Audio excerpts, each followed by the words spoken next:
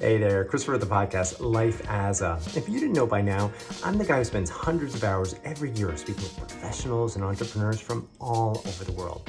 And I have one mission in mind. I want to uncover facts, details, tips, all that great stuff for you so you can find your dream job. Anyway, today's episode, nursing, one of the oldest and most respected professions out there. And also, I might add, a field that's always in demand. But did you know there's actually over 39 different specialities within the field of nursing? And also, something I found out is that this is a great job if you want to travel and get paid at the same time. This episode, we're going to get into all of that. I've got this great guest, a nurse practitioner, Lauren Scott, who's going to break down some of those points I just mentioned. But she also shares insights on a day in the life. And she also shares insights in terms of what makes this job so good. But before we get into it, I would love that like or subscribe. Also, too, I do encourage you to check out the full-length audio recording after you get through this video. There, you're going to uncover a lot more. Anyway, I think it's about time to jump into things, so why don't we?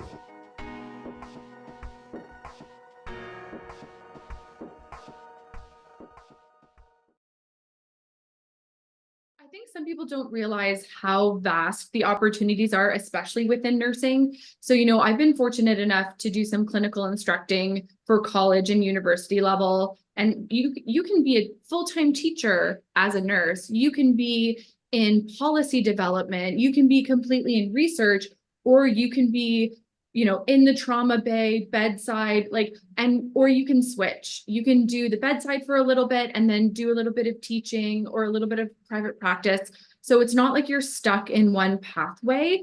And if you get, lifestyle, now I have kids. So, working 12-hour night shifts and holidays would not be as I didn't have the flexibility that I did in my early 20s. So it evolves over time and you can change even as a nurse. We wear so many different hats. So that's one thing that is really dynamic about this profession.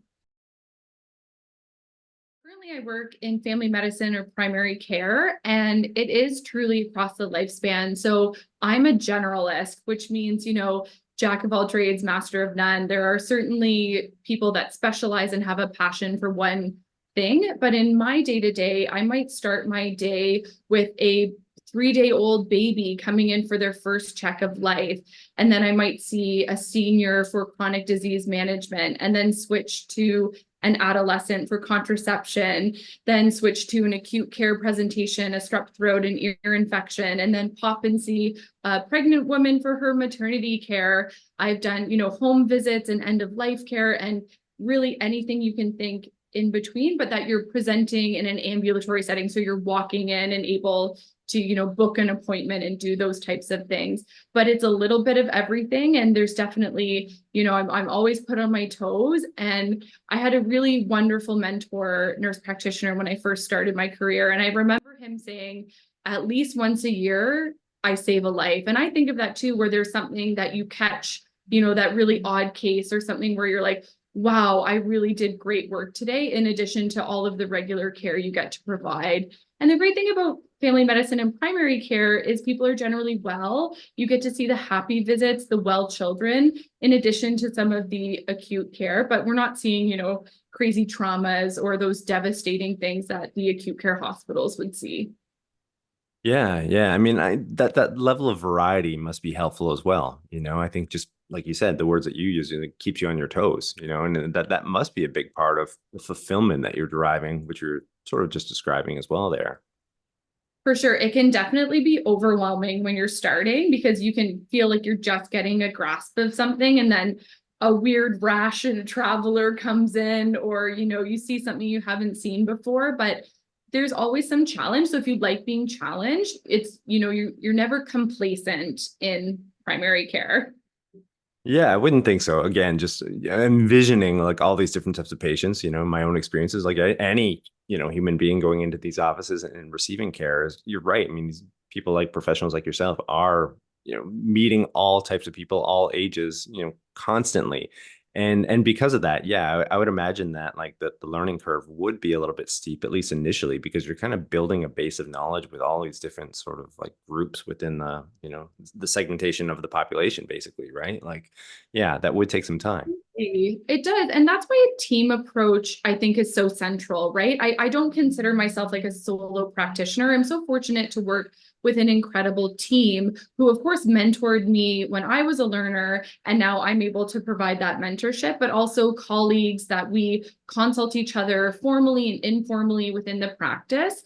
And then our interprofessional team members. So when there's, complex medications, I have a pharmacist that I chat with. When there's a baby who's struggling to gain weight, we have a registered dietitian, right? Like it really is a team approach to all healthcare.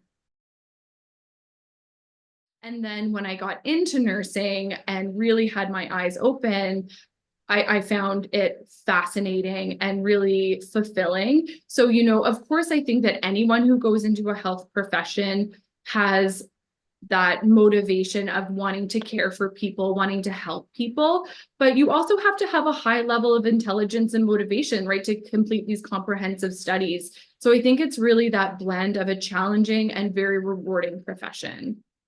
Okay. The word that you used there was if you found it fascinating, I guess, from the outside looking in. And yeah, I'd just like to return to that point really quickly. Do you recall like what elements were really kind of hooking you in at that point?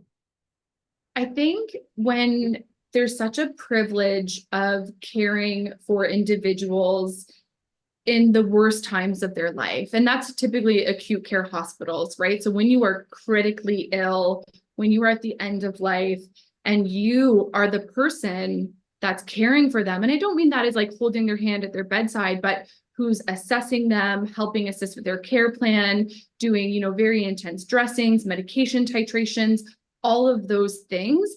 I mean, I don't think I really realized like, wow, that's what nurses are doing. And that's a really, really remarkable job that I'm passionate about. Yeah. Yeah. I mean, that's probably one of the defining elements of it. Like, I guess when you consider what a nurse is, like just in the truest sense, it would be something what you just explained there. And that's a unique sort of role that an individual can play within society. Obviously, that's very, atypical, I suppose, of, as compared to a lot of other professions. Like you are really truly making a difference in someone's life and preserving that life. Well, I do hope that you found that video to be insightful, and if you did like it, be sure to check out the full-length audio version. There we dive into so much more in the way of rewards, challenges, hidden insights, plus Lauren shares this really moving story in terms of the impact that nursing can have, and you're not going to want to miss that. And as I mentioned, you can find us wherever you access your podcast. Life As A is on Spotify, Apple, you name it. One last request here. I would love that like or subscribe. We're a small channel trying to do good in this world, and your support means everything. I will have another video coming for you right next week, so don't miss it. All right, until then, we'll see ya.